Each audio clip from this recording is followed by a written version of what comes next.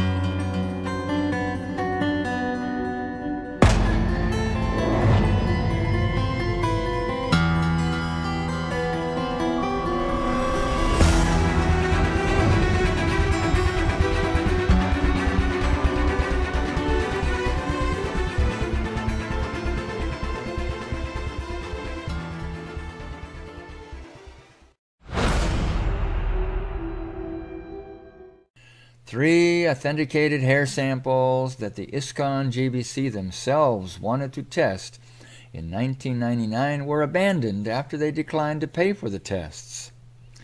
The Truth Committee, a loose-knit group of concerned devotees, including former ISKCON GBCs and temple presidents, located these samples in Wisconsin and then paid for the tests, receiving the results in 2002 to 2005. The tests were done at the Missouri University Research Reactor, one of the world's most advanced neutron activation analysis facilities, by a Dr. Stephen Morris. In 3 separate tests, he found extremely elevated cadmium from 12 to 20 parts per million. This is about 250 times above the average normal person, and conclusively scientifically establishes a malicious homicidal poisoning of Srila Prabhupada that could not have happened accidentally, because the cadmium levels are so catastrophic and unprecedented in the scientific literatures. OSHA has established workplace levels to protect the health of people occupationally exposed to cadmium. The permissible exposure limit per time-weighted average is 5 micrograms per meters cubed. The National Institute of Occupational Safety and Health has set what is called the immediately dangerous to life and health level, which is currently set at 9 milligrams per meters cubed. The FDA has set a maximum limit of cadmium in bottled water. The ATSDR set a standard for how much cadmium can be taken in orally without risk of adverse health effects. That chronic durational oral minimal risk level is 0.1 micrograms per kilogram per day. The EPA food reference dose is 1 × 10 to the -3 milligrams per kilogram per day. For water, the reference dose for human exposure is 5 × 10 to the -4 milligrams per kilogram per day. The World Health Organization has set a tolerable weekly intake for cadmium at 7 micrograms per kilogram per body weight per week. Current exposures through diet are not believed to cause adverse health effects. Those in the United States who suffer higher than average exposures to cadmium are because of occupation, hobby, or personal habits such as smoking. As a cumulative toxin,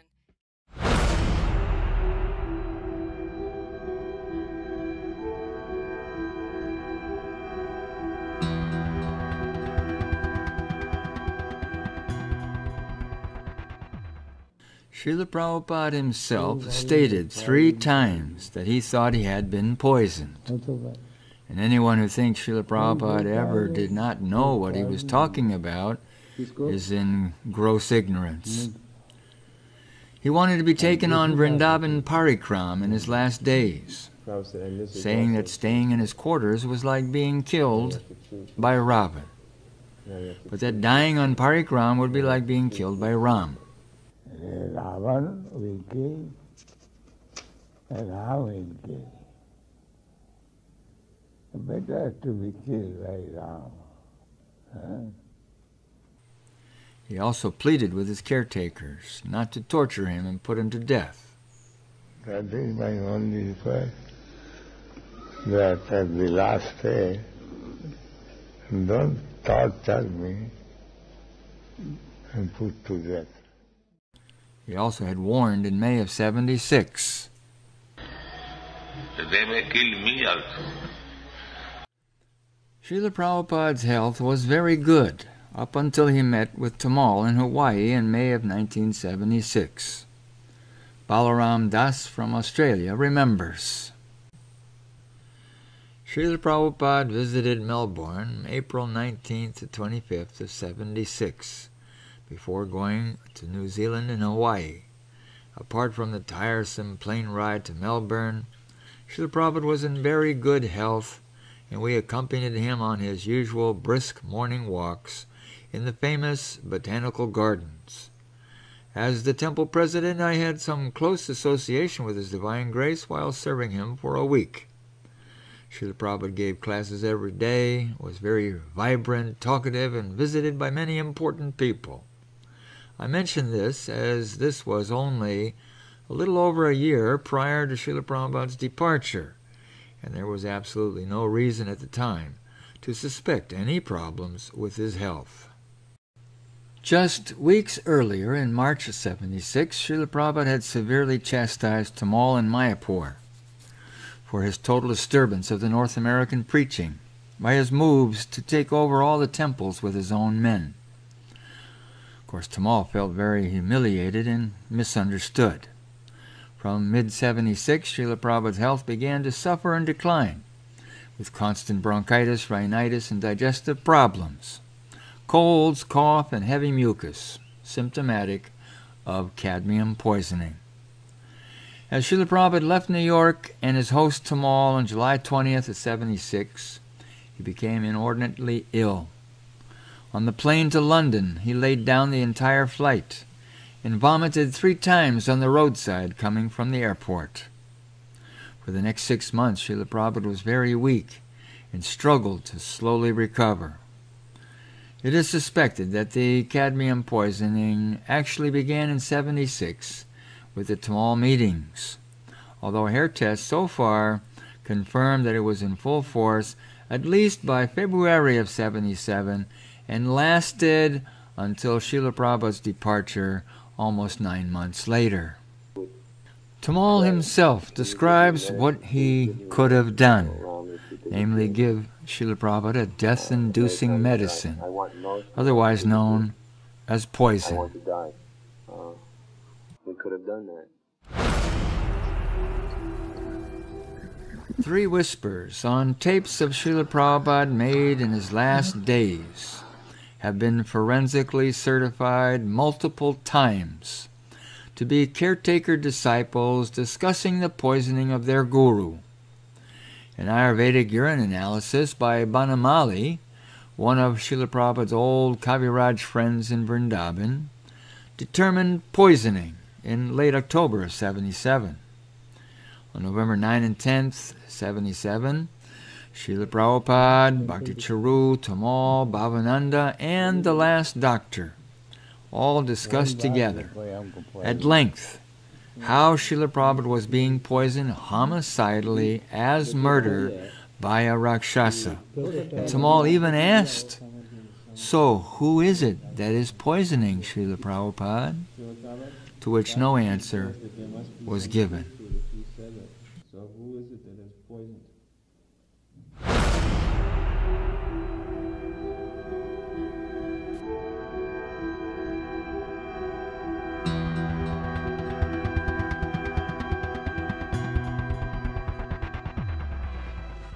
What shows that Dr. Morris's 3 tests that found sky-high cadmium were not in error. 3 other pre-77 hair samples had normal cadmium levels. The Truth Committee did 6 hair tests in all. and more tests can be done on hair samples that still exist. But those who have them must guard them from those who would like to eliminate the evidence. Obviously, the poisoners who are still alive do not want any further tests, and it should be cautioned that future tests must be arranged with independent agencies and the government of India, lest one be charged with obstruction of justice and an investigation into murder.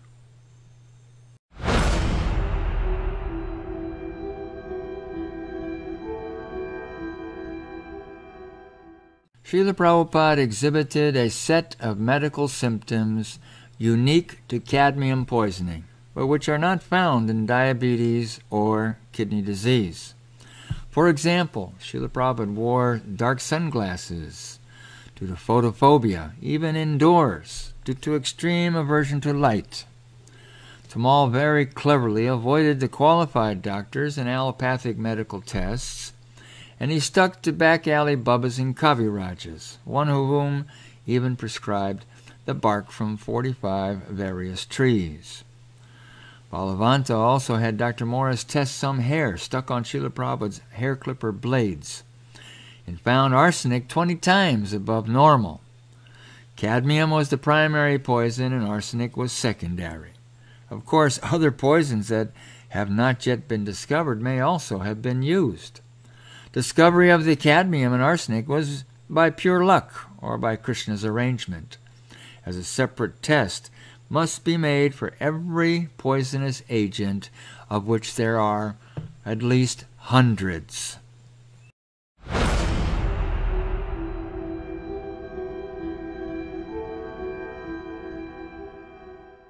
The evidence is massive that Srila Prabhupada was poisoned.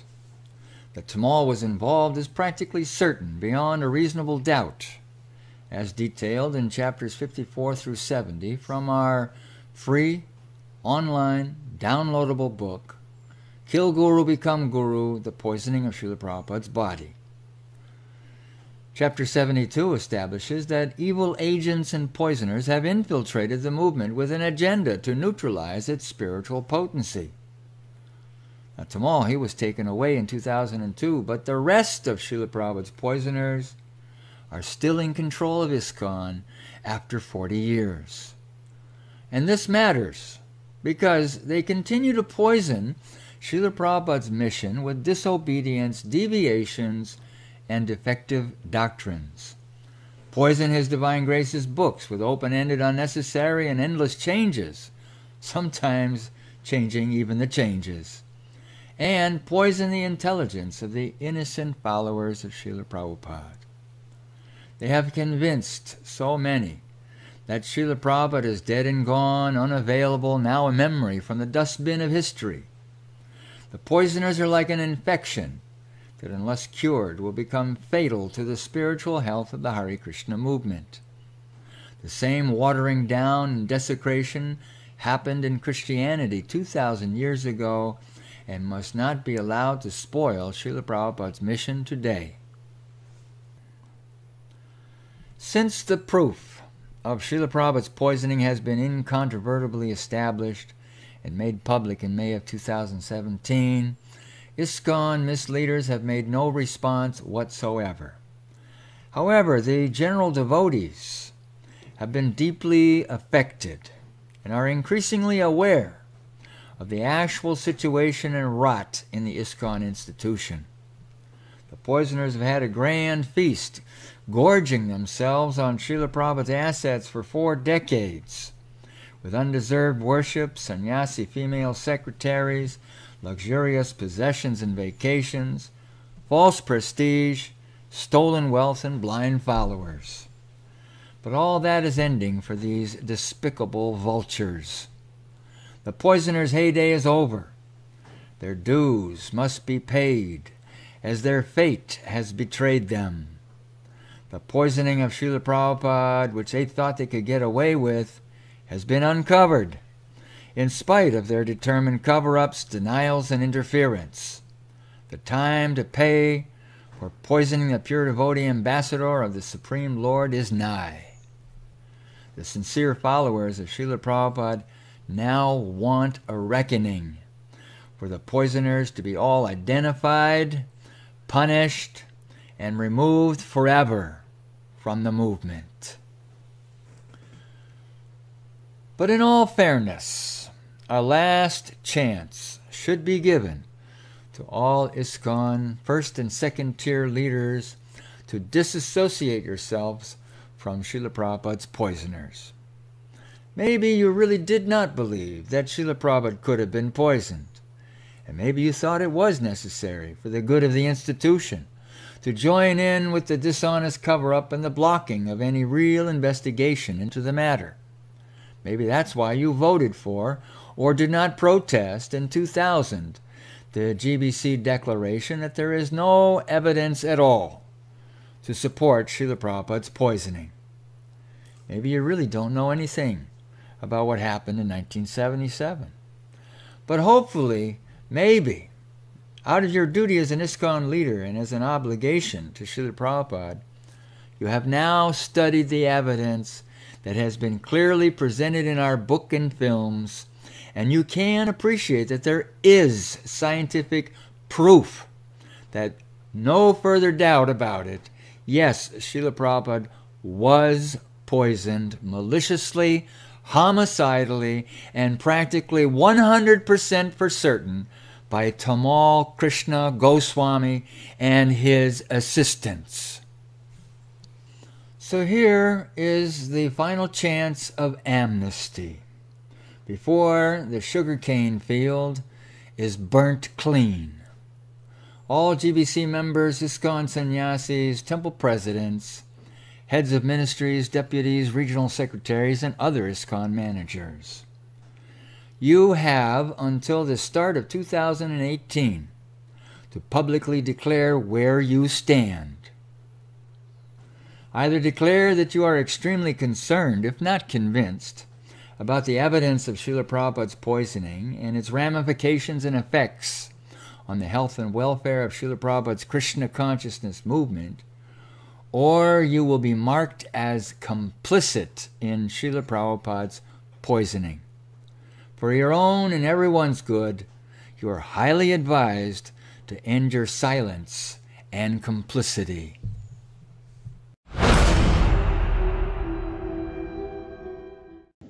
But one who tolerates mischievous activity, he is also culprit.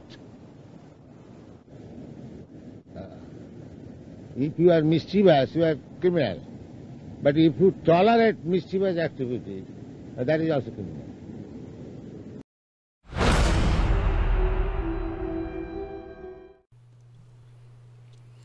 If you fail to do so by this date, the entire world will then assume you are either one of Srila Prabhupada's poisoners or you are supporting them, which makes you equally as guilty and incriminated. So which is it? Everyone is watching you. Are you complicit or not?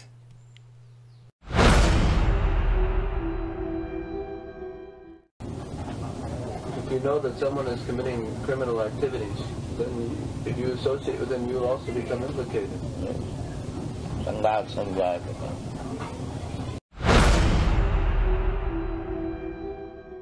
The Truth Committee, a private investigative body, on behalf of all concerned parties, hereby issues an ultimatum to an initial list of persons of interest and those possibly having relevant information in the matter of Srila Prabhupada's proven cadmium poisoning, namely Bhakti Charu Swami, Jayapataka Swami, Bhavananda Das, Satadanya Das, Satsarup Goswami, and Bir Krishna Swami.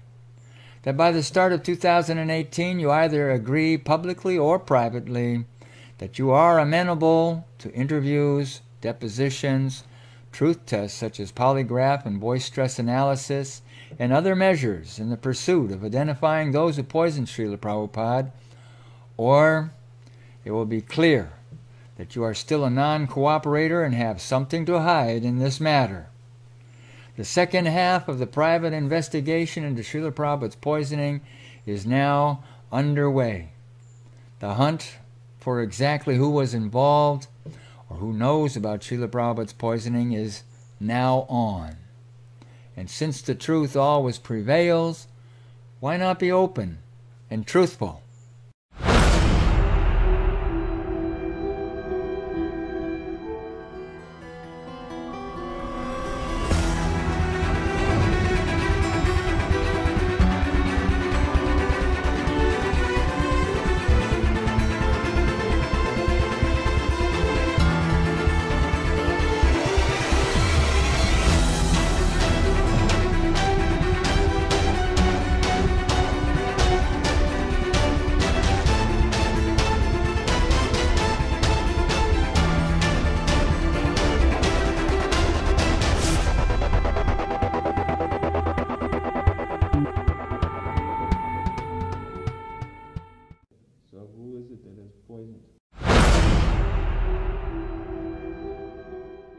The Truth Committee hereby offers a reward of $50,000 in cold hard cash for information, testimonies, or documents that leads to the first felony conviction in a court of law related to Srila Prabhupada's death, including conspiracy to murder.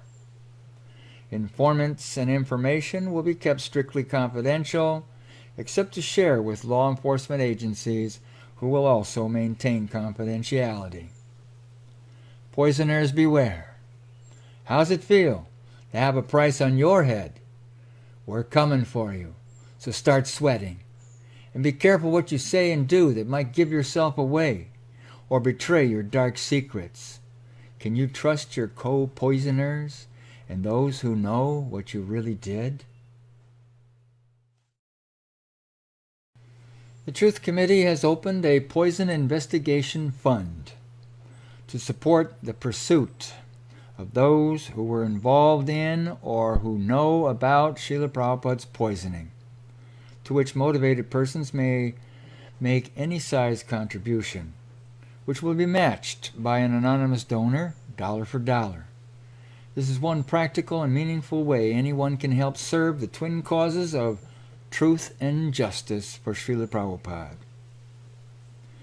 And it won't be spent on things like going with Bhakti Charuswami on a South Pacific cruise ship so-called retreat, which we suggest he cancel and get busy preparing his legal defense team and schedule for depositions about his suspected involvement in and knowledge of Srila Prabhupada's poisoning.